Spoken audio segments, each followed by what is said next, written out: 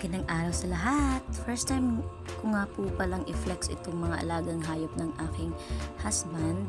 At ito nga ay mga white mice. At saka meron din kaming turtle.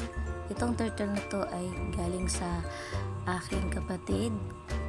Tapos inano lang namin, nilagaan namin dito kasi minsan hindi na siya naalagaan. At ito nga po pala yung mga white mice.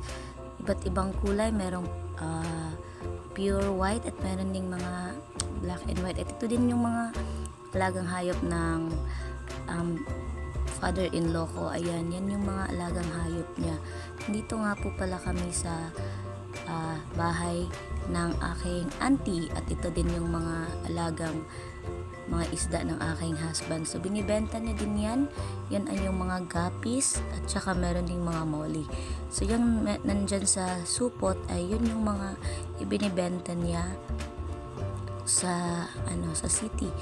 Tsaka meron siyang palabunutan. So ito yung mga fries. Siniseparate nga po pala yung mga fry sa mga breeders kasi may tendency na kakainin nila yung fry nila. So fry nga po pala yung tawag sa mga maliliit na isda, yung kapapanganak pa lamang. At ito yung ducks namin. Ito yung siguro ito yung nanay at ito yung mga anak. Nakakatuwa lang kasi ang ganda nilang tingnan. Yan, lumalangoy-langoy sila at saka malalaki na din sila. So ayan, kinukulong nga po pala namin para maalagaan talaga ng mabuti.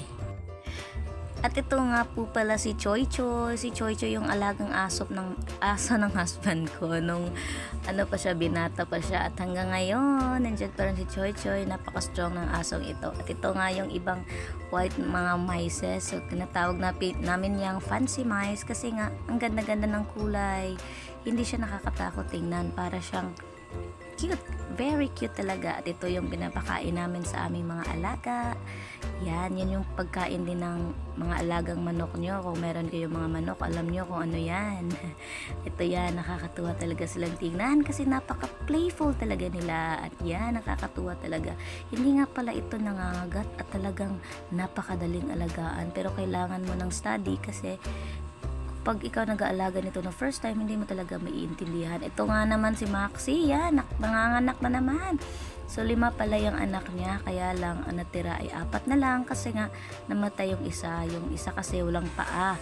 At saka ito yung mga alaga naming, yan, buungon yan sa Bisaya, pumelo ka siguro yan sa Tagalog. So yan, ang daming bunga niyan pero na-harvest na. At saka nga, sarap-sarap niyan. At ito nga yung sample, pero hindi nakain kasi